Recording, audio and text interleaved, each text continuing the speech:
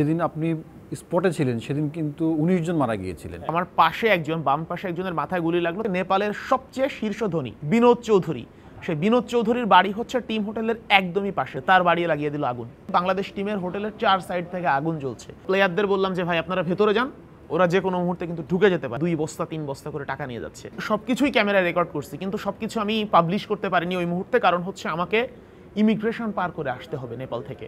বলছি স্টার নিউজের senior reporter Sheikh আশিকের কথা। আশিক ভাই, আপনাকে স্বাগত আজকের পডকাস্টে। আপনাকে ধন্যবাদ। গত সোম এবং মঙ্গলবার নেপালে ৭২ জন মানুষ মারা যান বিক্ষোভের অংশ হিসেবে। ঠিক সেই সময়টায় আপনার মাধ্যমে বাংলাদেশ তথা সারা পৃথিবীতে আন্দোলনের গতিবিধি আমরা জানতে পেরেছি। কতটা ঝুঁকি নিতে হয়েছিল সেদিন? দেখেন, আন্দোলনের ঝুঁকির প্রশ্নটা আসলে পরে এসেছে। আমি আসলে জানতামই না যে এত বড় আন্দোলন হচ্ছে। এর আগে শুরুতে হচ্ছে নেপালে হঠাৎ করে একদিন শুনি যে হচ্ছে বাংলাদেশের ম্যাচের পরপর, প্রথম ম্যাচের পরই যে কালকে থেকে যে কোনো সময় ফেসবুক, হোয়াটসঅ্যাপ সব ধরনের সোশ্যাল মিডিয়া বন্ধ হয়ে যাবে, সবাই ভাইবার ডাউনলোড করো। ভাইবার হলে ভাইবারে কথা বলা যাবে, অন্য মাধ্যমে কথা বলা যাবে না। কিন্তু কেন হচ্ছে, কী জন্য হচ্ছে, তার পুরোপুরি জানতে পারলাম না। মানে এই ধরনের বিচ্ছিন্ন নিউজ আসতে শুরু করলো। এর পরবর্তীতে যখন হচ্ছে 8 সেপ্টেম্বর, যেদিন মূলত আন্দোলন হয়, 7 তারিখে মোটামুটি জানা গেল যে কি হচ্ছে, কেন হচ্ছে, কি না হচ্ছে। তো 8 সেপ্টেম্বর হচ্ছে বাংলাদেশ দলের প্রেস কনফারেন্স, সেকেন্ড ম্যাচের আগে ম্যাচ প্রি সংবাদ সম্মেলন, যেটা নেপালের একটা অভিজাত হোটেলেই ছিল। সংবাদ সম্মেলন কাভার করে বাংলাদেশ দল যাবে হচ্ছে অনুশীলনে, মানে টিমও ইনফর্ম না, কেউই ইনফর্ম না। নেপাল টিম অলরেডি অনুশীলনে চলে গেছে, বাংলাদেশ দল অনুশীলনে যাবে। তো অনুশীলন কাভার করার জন্য আমরা বের হচ্ছি, যে বাংলাদেশ টিম বেরোনোর আগে আমরা যাব স্টেডিয়ামের দিকে, যাতে হচ্ছে বাংলাদেশ টিম যখন বাস থেকে নামে ওই ফুটেজটা যেন আমরা পাই, ওই দৃশ্যটা যেন আমরা ক্যামেরাবন্দি করতে পারি। তো গিয়ে দেখলাম যে হচ্ছে বাংলাদেশ টিমের আসতে তখনও আধা ঘন্টা 40 মিনিট বা 1 ঘন্টা সময় লাগবে, হাতে আসার সময়। স্টেডিয়ামের কাছাকাছি একটা আন্দোলন হচ্ছে, কিন্তু এত বড় সড়ো কিছু এইভাবে শোনা যাচ্ছে না। যাত্রাপথে আমি হচ্ছে একটা এআই ফটো দেখি যে হচ্ছে মুভমেন্ট হচ্ছে, জেনজি মুভমেন্ট নেপালে। এবং কিছু কিছু নেপালিরা ওখানে কমেন্ট করতেছে যে বাংলাদেশের গত বছরের যে আন্দোলন হয়েছে ওইটা দ্বারাই অনুপ্রাণিত হয়েই তারা এই আন্দোলনে আরও বেশি উদ্বুদ্ধ হচ্ছে। তো আমার কাছে ব্যাপারটা ইন্টারেস্টিং লাগলো। শুরুতে কিন্তু ভয় না, ইন্টারেস্টিং লাগছে যে বাংলাদেশের জুলাই অভ্যুত্থান দ্বারা নেপালিরা উৎসাহিত হয়েছে এবং তারা আন্দোলন করছে, জিনিসটা তো দেখা দরকার। তো আমার সঙ্গে আরও কয়েকজন ছিলেন যারা অন্যান্য গণমাধ্যমের, অন্যান্য টেলিভিশন পত্রিকার বাংলাদেশের। তো কেউ আসলে যেতে আগ্রহ দেখালো না, যে না ওদিকে গ্যাঞ্জামের মধ্যে আমরা যাব না। তো আমার সঙ্গে একজন প্রবাসী নেপালি ছিলেন। বিশেষ করে আমি যদি আরও স্পেসিফিকলি বলি, আমরা যে হোটেলে ছিলাম, হোটেল ঢাকা এক্সপ্রেস, ওই হোটেলেরই একজন মালিক পক্ষেরই একজন। তো তাকে বললাম যে ভাই আপনি আমার সাথে চলেন, কারণ আমার কাছে ট্রাইপড আছে, ক্যামেরা আছে, মোবাইল আছে, ব্যাগ আছে, ল্যাপটপ আছে, সব কিছু আমার সাথে। এত কিছু নিয়ে আন্দোলনের মধ্যে যাওয়া একটু ঝামেলা, রিস্ক না ঝামেলা। তো তখন আমি গাড়ি খোঁজা শুরু করলাম। তো কোনো গাড়ি ওদিকে যাবে না, বলতেছে রাস্তা বন্ধ, ওদিকে প্রোটেস্ট হচ্ছে, যাওয়া যাবে না, হেঁটে গেলে 10 মিনিট 15 মিনিট লাগবে। শুরু করলাম হাঁটতে গাড়ি ঘোড়া কিছু চলছিল না, গাড়ি তখন বন্ধ, কারণ যেহেতু প্রবলেম হচ্ছে সুতরাং গাড়ি মুভ করতে পারবে না। তো হাঁটা শুরু করলাম। হাঁটতে আন্দোলনকারী দেখি 2-1 আসছে, দেখলেই তো বোঝা যাচ্ছে যে তারা আন্দোলনকারী। তাদের হাতে প্ল্যাকার্ড আছে, কপালে পতাকা বাঁধা, গায়ে লেখা বিভিন্ন জিনিস। তো তাদেরকে প্রথমে দাঁড়ালাম, যে ওদের কি ফার্স্ট দেখলাম তারাই আন্দোলনকারী, ইন্টারভিউ করতে চাইলাম শুরুতে কি হচ্ছে। তারা বলতেছে যে আমরা যে এখানে আসছি আন্দোলনে, আমাদের বাবা মা জানে না, সুতরাং ইন্টারভিউ করা যাবে না। আপনি তখনও আন্দোলনের ব্যাপকতাটা বুঝতে পারেন না। এরপরে যার কাছে জিজ্ঞেস করি সে বলে একটু সামনে, প্রোটেস্ট একটু সামনে। তো আস্তে আস্তে পার্লামেন্ট পার হলাম। পার্লামেন্ট পার হয়ে গিয়ে পুলিশের যে হেডকোয়ার্টার, নেপাল পুলিশ হেডকোয়ার্টার, সেইখানে দেখলাম যে অনেক লোকজন, নেপালি পতাকা উঠতেছে, ধোয়া উঠতেছে, মোটর বাইক যাচ্ছে। বোঝা গেলাম যে আমি আন্দোলনের একদম কাছাকাছি চলে এসেছি। এরপরে হচ্ছে পৌঁছে প্রথমে 2-1 দেখলাম ইন্টারভিউ করতেছে। কিন্তু আমি একটা কথা বলে রাখি, ওখানে নেপালের কোনো গণমাধ্যম কর্মীকে আমি দেখিনি, কিংবা হচ্ছে বিবিসি, রয়টার্সের যারা যেসব ফুটেজগুলো আসছে পরবর্তী সময়, ওই সময় কেউ ছিল না। ফার্স্টে আমি গেছি। তো ওদের কাছে আসলে জিজ্ঞেস করলাম যে তোমাদের এখানে এত বড় একটা আন্দোলন হচ্ছে, তোমাদের গণমাধ্যম বা তোমাদের সাংবাদিক আসলে কোথায়? তারা সরাসরি বলতেছে যে আমাদের সাংবাদিকরা দালাল, তারা সরকারের দালাল, তারা কেপি শর্মা ওলির দালাল, তারা এই নিউজ কাভার করবে না, তারা মন গড়া, যেটা হচ্ছে মন গড়া নিউজ সরকারের পক্ষের, সেই নিউজটা করবে। তো বুঝলাম যে হচ্ছে যা হয় আর কি আমাদের এশিয়ান বা সাউথ এশিয়ান কান্ট্রিগুলোতে। তো এরপরে হচ্ছে আস্তে আস্তে ভেতরে যাওয়ার চেষ্টা করলাম, জানার চেষ্টা করলাম যে হচ্ছে আন্দোলনের কারণটা আসলে কি। এবং আন্দোলনটা কি, আমি সরাসরি জিজ্ঞেস করলাম এটা কি সরকারের বিরুদ্ধে আন্দোলন নাকি সরকার পতনের আন্দোলন? তারা বলছে না, আন্দোলনটা প্রথম দিন বলছে সরকারের বিরুদ্ধে আন্দোলন না, সিস্টেমের বিরুদ্ধে আন্দোলন। এবং তখন কিন্তু আন্দোলনটা এভাবে শুরু হয়েছিল যে 26টি সোশ্যাল মিডিয়া বন্ধ করে দেওয়ার প্রতিবাদ এবং দুর্নীতির প্রতিবাদে তারা রাস্তায় নেমেছে। এইখানে একটা বিষয় আছে যে এখানে সরকার একটা গেম খেলতে চেয়েছিল। পরবর্তী সময় আমরা যখন আন্দোলন কাভার করে একটু ব্যাকে আসি, আন্দোলন কাভার করে যখন সব কিছু রিসার্চ করলাম, ওদের সাথে কথা বললাম, জানতে পারলাম যে আন্দোলনটা আসলে সোশ্যাল মিডিয়াতেই ছিল। সোশ্যাল মিডিয়া আসলে কেন বন্ধ হলো, অনেকেই তখন ধারণা করছিল যে সোশ্যাল মিডিয়া বন্ধ হয়েছে বলে আন্দোলন হচ্ছে, এটাও অনেকে ভাবছিল। মানে যখন বাইরে থেকে আমরা যখন নিউজ দিই বাংলাদেশ থেকে যে আন্দোলন হচ্ছে এমন একটা, সোশ্যাল মিডিয়া বন্ধ, তখন অনেকে ধরে নিয়েছিল ইয়াং ছেলে পেলে ওরা হচ্ছে ফেসবুকে বেশি পড়ে থাকে, ফেসবুক বন্ধ তাই আন্দোলন করতেছে। বিষয়টা আসলে একদমই এমন না। নেপ কিট বা নেপো কিট যেটা বলি, শব্দটা আসছে হচ্ছে নেপোটিজম থেকে।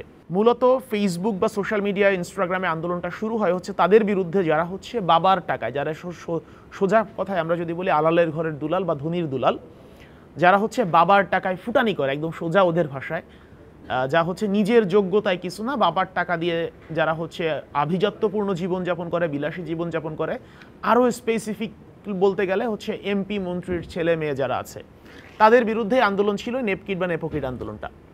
তো এখন গভর্নমেন্ট মনে করছে যে হচ্ছে ফেসবুক যদি বন্ধ করে দেওয়া হয় বা সোশ্যাল মিডিয়া বন্ধ করে দেওয়া হয়, আন্দোলন স্টপ হয়ে যাবে। কিন্তু যেই সোশ্যাল মিডিয়া অফ করলো, এই সোশ্যাল মিডিয়ার আন্দোলন নেমে আসলো রাস্তায়। সেই রাজপথের আন্দোলন যখন কাভার করতে যান, যেদিন আপনি স্পটে ছিলেন সেদিন কিন্তু 19 জন মারা গিয়েছিলেন। হ্যাঁ। এবং সেই সময়টা আপনি আসলে সাহসিকতার পরিচয় দিয়েই একেবারে তাদের ভক্স পপ নেওয়া, অর্থাৎ তাদের মতামতগুলো নেওয়া শুরু করেছিলেন। ওই সময়টা অনুভূতি কেমন ছিল? ওই সময়টার অনুভূতি আসলেই খুবই টিপিক্যাল এবং ক্রিটিক্যাল। কারণ দেখেন যে হচ্ছে একটু পরপর সাউন্ড আসতেছে, এদিকে মানে যেদিক থেকে সাউন্ড হচ্ছে সবাই ওইদিকে যাওয়ার চেষ্টা করতেছে, কি হচ্ছে দেখি। 19 জন তো অলরেডি মারা গেছে। আমি মানে অন ক্যামেরা বলতেছি যে 19 জন মারা গেছে, এখানে আমার পাশে একজন, বাম পাশে একজনের মাথায় গুলি লাগলো, তাকে নিয়ে গেল হাসপাতালে। আমি অনেক সব কিছুই ক্যামেরায় রেকর্ড করছি, কিন্তু সব কিছু আমি পাবলিশ করতে পারিনি ওই মুহূর্তে, কারণ হচ্ছে আমাকে ইমিগ্রেশন পার করে আসতে হবে নেপাল থেকে। এবং এইগুলা যদি আমি দিই, আমাকে এয়ারপোর্টে মাছ ধরবে, যদিও ধরার সুযোগ ছিল না যখন আমরা এসেছি, কিন্তু তখন পর্যন্ত সরকার পতন হয়নি। এবং ওইগুলা দিলে আমাকে এয়ারপোর্টে মাছ আটকাবে, এই জন্য আমি একদম দায়িত্ব নিয়ে বলে তখন, কারণ হচ্ছে আপনারা যখন নিউজ বাংলাদেশ থেকে নিউজ করতেছেন 19 জন মারা গেছে, এর আরও অনেক আগের কাহিনী। তখন অলরেডি কোনো গণমাধ্যমে আসেনি যে 19 জন মারা গেছে, কিন্তু অলরেডি 19 জন ডেড। তো ওইগুলো আসলে আমরা ওই সময় পাবলিশ করতে পারিনি, কারণ আমাকে যেহেতু এয়ারপোর্ট পার হয়ে আসতে হবে।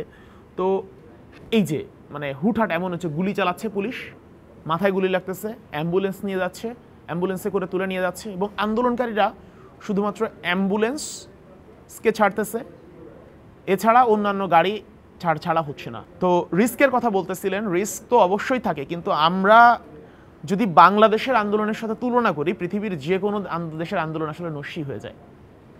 আমরা আসলে জুলাইয়ের আন্দোলন দেখেছি, এবং একই সাথে যদি বলি 18 সালের কোটা আন্দোলন দেখেছি, মানে এইগুলো তো একদম চোখের সামনে। তো এই সিচুয়েশনে আসলে কিভাবে মানে চাইলে সব কিছু কন্ট্রোল করা যায় না, তারপরেও যতটুকু জানি বা যতটুকু অভিজ্ঞতা আছে, বা কিভাবে নিজেকে সেভ করে থাকা যায়, আন্দোলনের মধ্যে যাওয়া যায়। আমি একদম আন্দোলনের সেন্ট্রাল, একদম মানে হচ্ছে আপনারা শাহবাগে যদি বলি, যে বাংলাদেশের তুলনায় যদি শাহবাগের সাথে দিই, শাহবাগে যেখানে একদম মঞ্চ করে যেখানে স্লোগান দেয়, একদম সেই মঞ্চের নিচে একদম ওদের পায়ের কাছে গিয়ে আমি দাঁড়াইছি কাঠমান্ডুতে।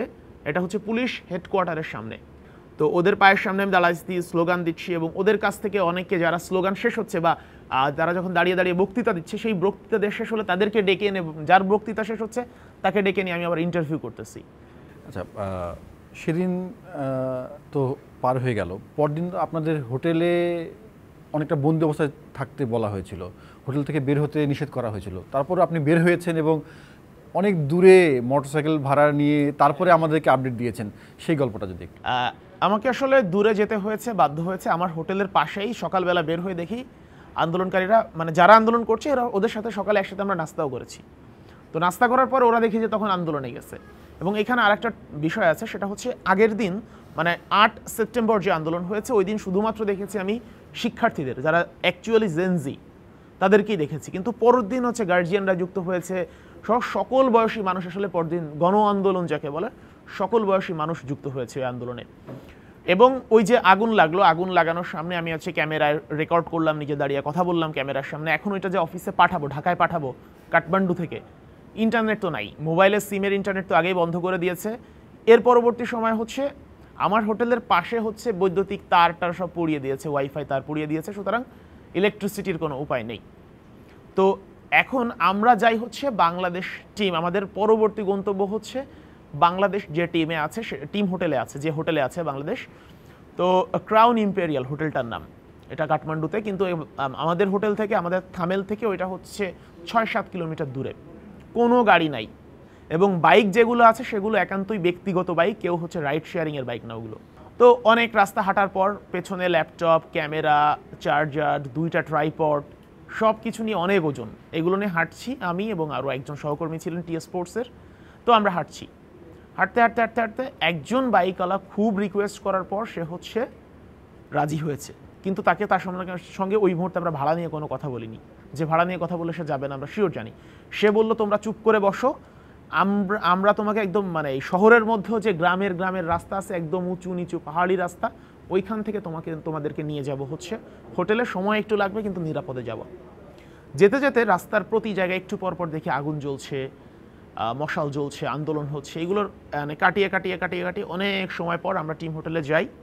ঢুকে তখন কিন্তু বাংলাদেশ ফুটবল টিম, জামাল ভুঁইয়া বা কোচ হাভিয়ার কাবরেরা সহ পুরো টিম তখন হচ্ছে লাগেজ নামিয়ে ফেলেছে, তারা হচ্ছে বাংলাদেশে ব্যাক করবে, যেহেতু ম্যাচ বাতিল হয়েছে, তারা বাংলাদেশে ব্যাক করবে। তো এখন শোনা যাচ্ছে যে যাওয়া সম্ভব হবে না, এয়ারপোর্ট বন্ধ হয়ে যাচ্ছে, এ ধরনের বিভিন্ন নিউজ আসছে।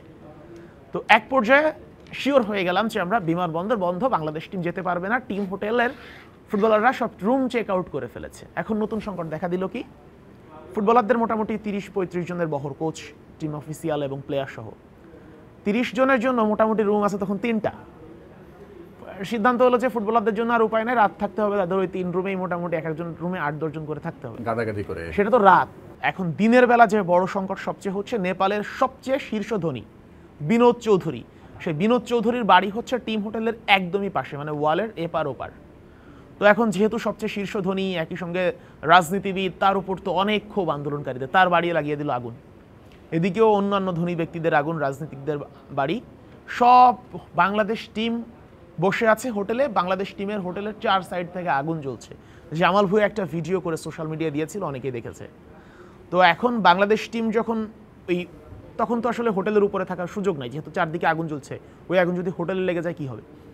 সবাই দৌড়ে চলে আসলো নিচে আসার পরে দেখা যাচ্ছে কি, তখন আন্দোলনকারীরা এবার হোটেলে ঢুকতে চাচ্ছে, যে আমরা হোটেলের মধ্যে ঢুকবো। ওইখানে গাড়ি দেখেছে হচ্ছে আনফার একটা অ্যাম্বুলেন্স ছিল। আনফা হচ্ছে অল নেপাল ফুটবল অ্যাসোসিয়েশন, মানে ওদের কথা ছিল যেখানেই সরকারি যা কিছু আছে সব কিছুর উপর আক্রমণ করো, ওইখানে নেতাকর্মীরা থাকতে পারে বা দুর্নীতিবাজরা আছে। তাদেরকে অনেক কষ্টে বোঝানোর চেষ্টা করা হলো যে না, এখানে কোনো রাজনৈতিক কোনো ব্যক্তি না, এখানে বাংলাদেশ ফুটবল টিম এবং নেপাল ফুটবল টিম আছে, আর কেউ নেই, তোমরা চাইলে তোমাদের প্রতিনিধি 1-2 জন এসে চেক করতে পারো, কিন্তু সবাইকে একসাথে ঢুকতে দেওয়া যাবে না।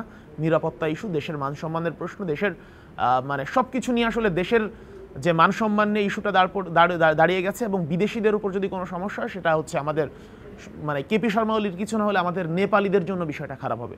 তো তারা বুঝতে সক্ষম হলো। এর আগে আমি ছিলাম বাইরে ওইখানে।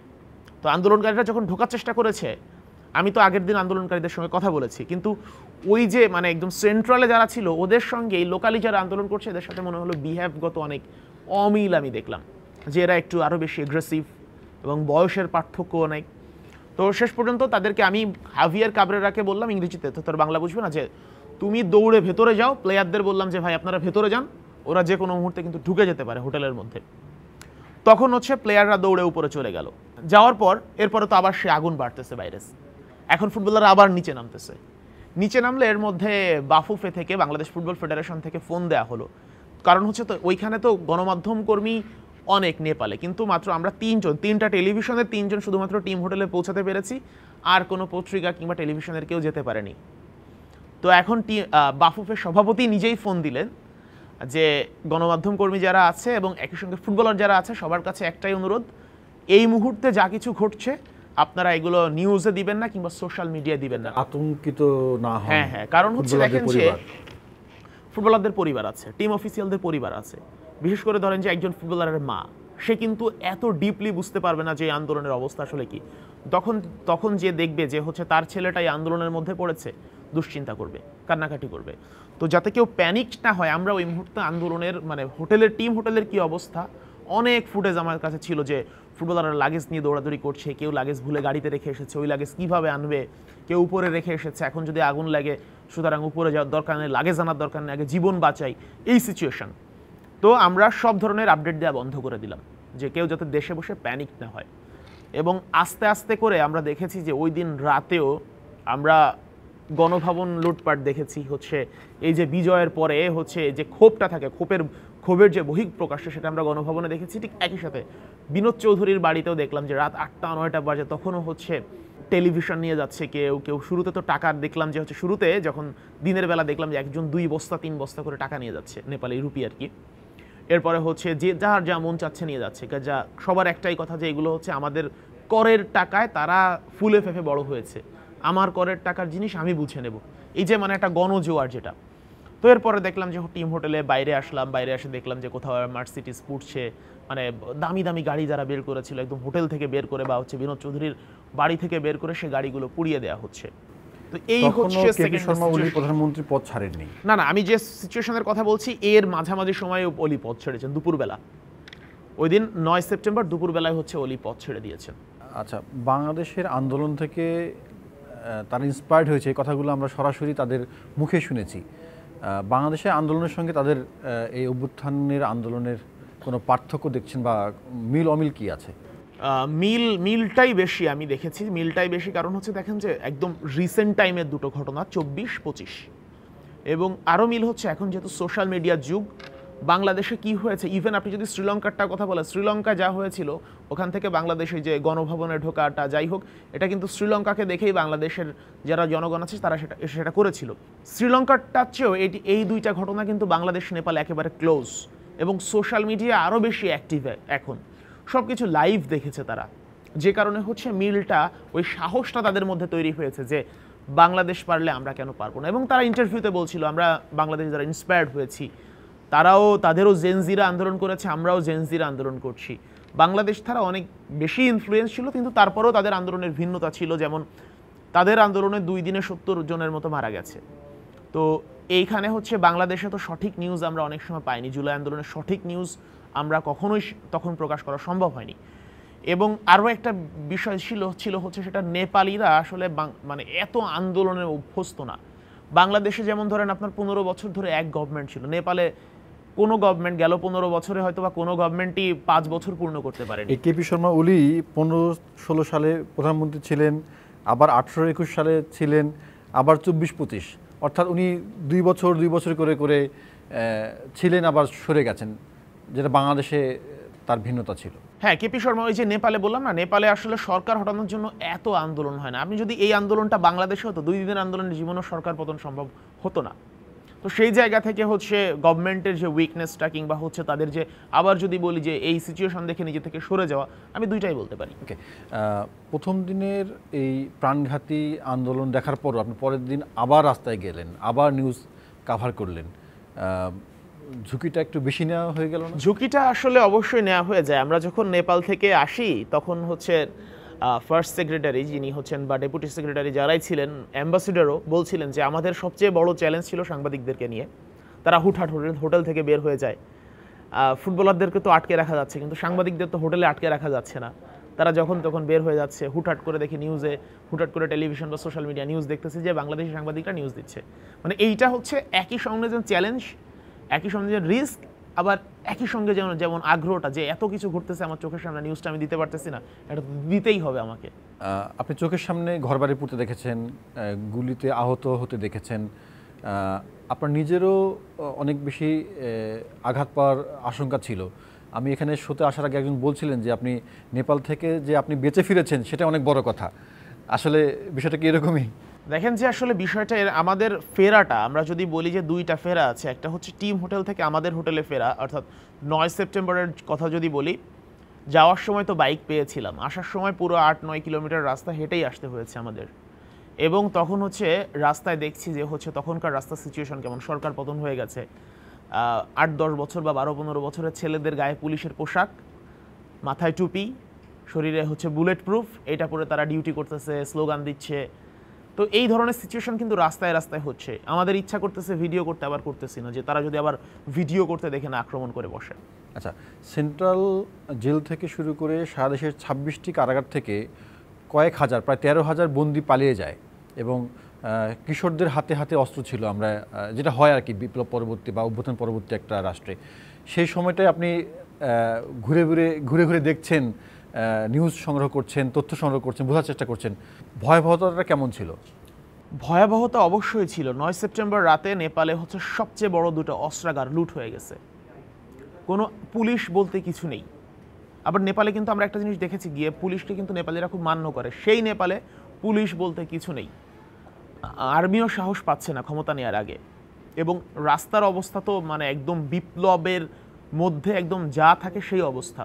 কোন দিকে যাব? বাংলাদেশে আমরা আন্দোলন দেখেছি, আমরা জানি যে আন্দোলনের নেতৃত্ব দিয়েছে কারা, সবাইকে চিনি, বা হচ্ছে কোন কোন দলের নেতৃত্ব আছে, ওইখানে তো আমরা ওইভাবেও চিনি না। সুতরাং কেউ আক্রমণ করে বসলে আবার এমনও তো ঘটতে পারে, আলোচনা হচ্ছিল যে আমরা বাংলাদেশে এই পরিচয় দেওয়ার পরেও তো কেউ আমাদের উপর আক্রমণ করতে পারে, যে মানে এমন যারা আছে যারা নেপালের ভালো চায় না, তারা আমাদের উপর আক্রমণ করলে, কিংবা হচ্ছে আমাদের যদি দুই একজনকে হত্যা করতে পারে, সেক্ষেত্রে হচ্ছে নেপালের সঙ্গে বাংলাদেশের সম্পর্ক খারাপ হওয়ার জন্য এটা আরও বেশি কাজ করবে। তো এই যে রিস্কটা তো ছিলই। এবং আপনি বলছিলেন যে জেল থেকে পালিয়ে যাওয়া না, ঠিক মানে তাদেরকে পালাতে যেতে দেওয়া হয়েছে। এবং আমি একজনের কথা বলি, একজন তখন হচ্ছে ছাড়া পেয়ে চলে এসেছে, একজন বাংলাদেশি, সে জেলে ছিল, তার জরিমানা হচ্ছে নেপাল গভর্নমেন্টের কাছে 79 লাখ টাকা। কারণ হচ্ছে নেপালে একদিন যদি কেউ অবৈধভাবে থাকে, ভিসার মেয়াদ শেষ হওয়ার পরে $13 বা $8 করে হচ্ছে জরিমানা হয়। এইভাবে জরিমানা জমতে জমতে ওই বাংলাদেশির জরিমানা 79 লাখ টাকা নেপাল গভর্নমেন্টের কাছে। সে ছিল জেলে। এমন অসংখ্য, মানে অনেকের কথাই শুনেছি, দাগি আসামি কিংবা হচ্ছে একদম মানে ভয়ানক লেভেলের আসামি, সবাই তখন বাইরে, একই সঙ্গে অস্ত্র সাধারণ মানুষের হাতে। সিচুয়েশনটা খুবই ভয়ানক। বাংলাদেশ ফুটবল দলের প্রীতি ম্যাচ কাভার করতে সাধারণ ফ্লাইটে আপনি গেলেন নেপালে, ফিরলেন বিমান বাহিনীর বিশেষ ফ্লাইটে, যাতে করে শান্তিরক্ষী বাহিনীর সদস্যদের আনা নেওয়া করা হয়। সেই অভিজ্ঞতাটা কেমন ছিল? এই অভিজ্ঞতাটা ছিল আমার কাছে মনে হচ্ছে আন্দোলনের মধ্যে বা হচ্ছে নেপাল সফরের মধ্যে সবচেয়ে রোমাঞ্চকর অভিজ্ঞতা। পুরো অভিজ্ঞতা আমি বলি, পুরো অভিজ্ঞতা আমি ক্যামেরায় রেকর্ড করেছি একদম আপ টু বটম। অর্থাৎ আগের দিন রাত্রে আমরা কবে ফিরতে পারবো বাংলাদেশের কিন্তু কোনো নিশ্চয়তা নেই। কারণ আমরা কি হয়, আমরা যে যাই হচ্ছে বিমানে টিকিট কাটা থাকে, আমাদের শিডিউল থাকে, টাইম থাকে, 2 ঘন্টা আগে আমরা এয়ারপোর্টে ঢুকবো, আমরা সব কিছু প্রসেসিং শেষ করব, নির্ধারিত সময় ফ্লাইটে উঠবো, উড়ে চলে আসবো দেশে বা অন্য দেশে যাব। এমন কোনো সিচুয়েশন না। আমরা কবে যাব কেউ জানে না। হঠাৎ করে আমরা তো কথা বলতেছি, যে প্রত্যেকেই কথা বলতেছে, কেউ হচ্ছে যারা কান্ট্রি ম্যানেজার, সবার হচ্ছে বাংলাদেশ বিমানের টিকিট কাটা ছিল, কান্ট্রি ম্যানেজারের সাথে কথা হচ্ছে, ওদিকে এম্বাসিতে কথা হচ্ছে, আরও যার অন্যান্য সোর্স আছে সব দিকে কথা হচ্ছে। হঠাৎ করে ফোন আসলো যে কালকে সকালে সবাইকে নির্দিষ্ট একটা জায়গা বলে দেওয়া হলো, আগের দিন যেখানে আগুন জ্বলছিল ওইখানে সবাইকে থাকতে হবে, আগামীকাল সকালে সবাই বসবে। সকাল ঠিক 7টার সময় এম্বাসি থেকে 3টা বা 4টা গাড়ি আসবে বাংলাদেশ এম্বাসি থেকে, সেই গাড়িতে করে আমাদেরকে ভোরে কারফিউ চলতেছে, ভোরে আমাদেরকে বিমানবন্দরে নিয়ে আসবে। এর পরবর্তী আপডেটটা পরে জানা যাবে। তো আমরা সিদ্ধান্ত নিলাম এরপরে সেনাবাহিনীর তত্ত্বাবধানে বিমান বাহিনীর ফ্লাইটে আমাদেরকে দেশে ফেরানো হবে। ঠিক সকালে আমরা ভোর 6টার দিকে, আমরা 6:30টার দিকে, 6:30 সাড়ে দিকে হচ্ছে অ্যালার্ম দেওয়া ফোনে সবার। আমরা উঠে রেডি হয়ে গেলাম, রেডি হয়ে হোটেলের লবিতে আছি। ঠিক 7টার আগে আমাদের ফোন আসলো যে আমাদের গাড়ি চলে আসছে, আপনারা আসেন, হাঁটার দূরত্ব 2 মিনিট। তো স্পটে গেলাম, আমাদেরকে একে একে গাড়িতে তোলা হচ্ছে, ওদিকে বৃষ্টি হচ্ছে। এবং আমরা যাচ্ছি তখন শোয়েব আবদুল্লাহ, উনি যে মানে এম্বাসি থেকে যিনি ছিলেন, উনি হচ্ছেন কাউন্সিলর এম্বাসির। তো শোয়েব আবদুল্লাহ আসলে উনি বলছিলেন যে উনি অত্যন্ত অমায়িক মানুষ। উনি বলছিলেন যে হচ্ছে আমাদের এমন ফ্লাইটে তোলা হবে, বিমান বাংলাদেশ থেকে এসে পৌঁছাবে, ল্যান্ড করবে, সেই বিমানের ইঞ্জিন বন্ধ হবে না। বিমান ল্যান্ড করার আগে আমরা আমাদের সব কাজ, মানে আমাদের যা আছে, বোর্ডিং পাস তো নাই, শুধুমাত্র হচ্ছে ইমিগ্রেশন, কারোর কাছে কোনো টিকিট নাই, বোর্ডিং পাস নাই, কিচ্ছু নাই, মানে টিকিট ছাড়া আমরা বিমানে ভ্রমণ করব। আমরা ওই ইমিগ্রেশন শেষ করেই বসে আছি, আমাদের বিমান নামবে, বাসে করে যাব, বিমানবন্দরের ভেতরে যে বাস থাকে, বাসে করে যাব, বিমানে উঠবো, চলে আসবো। মানে বিমানের কোনো ইঞ্জিন বন্ধ হবে না। বাংলাদেশে যে স্টার্ট দিয়েছিল বিমান, ওই বিমান নেপালে গিয়ে ল্যান্ড করবে, কিন্তু ইঞ্জিন বন্ধ না করে আমাদেরকে তুলে নিয়ে একবারে চলে আসবে। মানে একেবারে যুদ্ধ পরিস্থিতির মতো। মানে সেখানে আপনারাও থাকবেন, খেলোয়াড়রাও থাকবেন? হ্যাঁ, সম্ভবত মানে 54 বা 58 জনের একটা বহর ছিল। তো এরপরে হচ্ছে আমি সিদ্ধান্ত নিলাম যে হচ্ছে পরদিন সকাল থেকে, ভোরবেলা থেকে যা ঘটনা ঘটবে পুরোটাই ক্যামেরা বন্দি করব আমি, এবং শুরু করলাম হোটেল থেকে। হোটেল, রাস্তা, গাড়ি, বিমানবন্দরের ভেতরে সব জায়গাতে। তখন কোনো বাধা নিষেধ ছিল, ওটা মেইনটেইন করতে হয় আসলে। বাধা নিষেধ কি, আমরা শুধুমাত্র ঢুকলাম, গিয়ে বলা হলো যে ফুটবলাররা ঠিক 8টায় রওনা দিবে আনফার গাড়িতে, 20 মিনিটের মধ্যে তারা চলে আসবে। তো আমরা গিয়ে পৌঁছালাম, ভিডিও করতে থাকলাম, ফুটবলাররা আসলো, ভিডিও করলাম। এরপরে আমরা ইমিগ্রেশনে দিলাম, আমাদের একটা নামের তালিকা, শুধুমাত্র বিমানবন্দরে আমাদের আগে থেকে একটা নামের তালিকা দেওয়া আছে সবার পাসপোর্ট থেকে। ওই নামের তালিকা দেখে দেখে চেহারা মিলিয়ে ঢুকানো হলো। আর কোনো কিচ্ছু না, কিন্তু না টিকিট, না বোর্ডিং পাস, কিচ্ছু না, কারো কাছে কিচ্ছু নাই। মানে কে কোন সিটে বসবে এর কোনো ঠিক নাই। ভিতরে তো সিটও নাই। মানে সিট হচ্ছে কি, এটা হচ্ছে পিস কিপারদের মালামাল বহন করে এবং হচ্ছে যারা হচ্ছে আরো 2-1 জন থাকে, এইগুলা নিয়ে যাওয়া হয়। তো বিমানটা যখন নামলো, সবার মুখে ফুটবলাররা একদম সোজা হয়ে দাঁড়িয়ে গেল সবাই। কারণ প্লেয়ারদের, বিশেষ করে কোচ যারা আছে, যারা স্প্যানিশ কোচিং বহর, তাদের ভয়টা আর একটু বেশি। ফুটবলাররা অনেকে গ্রামে বড় হয়েছে, কিংবা জামাল ভুঁইয়া একটু ভয় পাচ্ছিল, বা হচ্ছে যারা দেশের বাইরে বড় হয়েছে, জামাল ভুঁইয়া, তারেক কাজী, তাদের একটু ভয় বেশি লাগছিল। আবার আমি যদি বলি রাকিব কিংবা হচ্ছে তপু বর্মন, যারা একেবারে গ্রামের ছেলে, তাদের সাহসটা কিন্তু আবার আলাদা। তো এই যে কিন্তু সবাই তখন এক হয়ে গেছে, যখন ভয় কিন্তু সবার মধ্যে ঢুকে গেছে। যখন বিমান রাখলো, সবাই উঠে দাঁড়ালো এবং সবার মধ্যে একটা তৃপ্তি, না যে আমাদের বিমান এসেছে, আমরা যাব, এরপর দেশে ফেরার হচ্ছে। এবং আমরা হচ্ছে যখন বিমানের বাস থেকে নামলাম, বাস থেকে নেমে বিমানে আমরা ভিডিও করতেছি এক হাতে। ভিডিও করার সময় যখন হচ্ছে লাগেজটা আমি ছেড়ে দিচ্ছি, লাগেজ বাতাসে উড়ে যাচ্ছে, এত বাতাস। এবং এরপরে একে একে করে আমরা বিমানে উঠছি লাগেজ হাতে করে নিয়ে। তখনও বিমানের ইঞ্জিন বন্ধ হয়নি, ইঞ্জিন চলতেছে, পাখা চলতেছে, প্রচন্ড বাতাস। এবং মানে প্রত্যেকে বিমানে তো সাধারণত আমরা কি করি, বেল্টে দিয়ে দিই, আমরা হচ্ছে বোর্ডিং পাসের সময় হচ্ছে লাগেজ দিয়ে দিই, কিন্তু এখানে এমন না, সবাই যার যার লাগেজ হাতে করে নিয়ে আমরা যদি আর একটু মানে সহজ বাংলায় বলি, যে লোকাল বাস বা পাবলিক বাস, যে বাসে হচ্ছে আসলে কাভার বক্স নাই, সেই লোকাল বাসে যদি আমাদের হাতে যদি লাগেজ থাকে, আমরা যেভাবে নিয়ে উঠি সেইভাবে নিয়ে উঠছি বিমানে। এবং প্লেয়াররা প্রথমে উঠলো, আমি উঠলাম সবার লাস্টে মোটামুটি, যে আমি না পুরাটা ভিডিও করতে হবে এবং নামার সময় যাতে সবার আগে নামতে পারি, কারণ ওই ঢোকার রাস্তাও যেটা, বের হওয়ার রাস্তাও সেটা একই। বিমানের পেছন দিকে খুলে গেল, সেই পেছন দিয়ে আমরা ঢুকলাম। যাত্রীবাহী বিমানের চেয়ে এই ধরনের ফ্লাইটে মনে হয় একটু বেশি সময় লাগে। সময় একটু বেশি লাগে, কিন্তু সুবিধা আর একটা আছে, যাত্রীবাহী বিমানের মতো এত ঝাঁকা লাগে না এবং ঝাঁকুনিটা কম। এবং বিমান বাহিনীর যারা ছিলেন ভেতরে, তারা অত্যন্ত আন্তরিক ছিলেন। আমরা যেমন মানে টাকা দিয়ে যখন টিকিট কেটে বিমানে যাই, তখন যেভাবে নাস্তা দেয়, তারাও আমাদের জন্য নাস্তাও নিয়ে এসেছিল, যে ক্ষুধা না লাগে আমাদের জন্য। বিস্কিট, তারপরে হচ্ছে বার্গার, বেশ অনেক ধরনের খাবারই তারা নিয়ে এসেছিল। এগুলো তাদের নিজস্ব অর্থায়নে আর কি। বিমান যখন উড়লো তখন সবার অনুভূতি কেমন ছিল? তখন সবাই হচ্ছে হাতে তালি দেওয়া শুরু করলো ফুটবলাররা, এবং সাউন্ড অনেক ছিল ফার্স্টে, এবং গরম লাগছিল প্রথমে খুব, যে মানে এইটাতে এসিটা হতে একটু টাইম লাগে শুরুতে হালকা, কিন্তু সবকিছু ভালোই হচ্ছে। তো পুরো এবং আরো একটা কথা বলি, আমাদের হচ্ছে পাসপোর্টে যে সিলটা মারা হয়, সিলটা মারা হলো হচ্ছে আমরা যখন কুর্মিটোলায় ল্যান্ড করি, ল্যান্ড করার পর সব ইন্টারভিউ শেষ করে সবকিছু শেষ হওয়ার পরে হচ্ছে আমাদের পাসপোর্টটা নিয়ে যাওয়া হয়, তারপরে হচ্ছে আমাদের পাসপোর্টে সিল মারা হয়। পুরো আলোচনায় যদি কোনো অভিজ্ঞতা বা কিছু বাকি থাকে, যদি আপনি পুরো আলোচনায় বাকি কিছু নেই, কারণ সব আমি মানে বাই টার্ন বলে এসেছি, কিন্তু হচ্ছে এই যে সবচেয়ে আমার কাছে রোমাঞ্চকর লেগেছে হচ্ছে এই মানে সেনাবাহিনীর তত্ত্বাবধানে বিমান বাহিনীর যে বিমানটা ছিল, এই বিমানে ভ্রমণ এবং তারা যেভাবে আমাদেরকে রেস্কিউ করে নিয়ে এসেছে, এটা সত্যি খুবই রোমাঞ্চকর ছিল, একই সাথে আনন্দদায়ক ছিল। কারণ আমরা যখন চলে আসি বিমানবন্দরে, তখন শুনতে পাই যে কারফিউ আরও বেশি স্ট্রিক্ট হচ্ছে, দোকানপাট সব বন্ধ করে দিতে হবে, হোটেল সব বন্ধ করে দিতে হবে। প্রীতি ফুটবল ম্যাচটা কি আবার কাঠমান্ডুতে হচ্ছে? মানে এইটা হচ্ছে প্রীতি ম্যাচ, তো এটার কোনো যদি টুর্নামেন্টের ম্যাচ হতো, সেক্ষেত্রে হচ্ছে আবার ভবিষ্যতে ম্যাচ হবে এমন কিছু। যেহেতু ফ্রেন্ডলি ম্যাচ জিনিসটা তো এমন যে তোর পাড়ায় আমি যাব, গিয়ে খেলে আসবো। তো যেহেতু একটা ম্যাচ হয়েছে, একটাই, এখানে আর মানে আবারও হওয়ার কোনো সুযোগ নেই। এটা কোনো টুর্নামেন্টের ম্যাচ হলে দেখা যেত যে আরও হবে।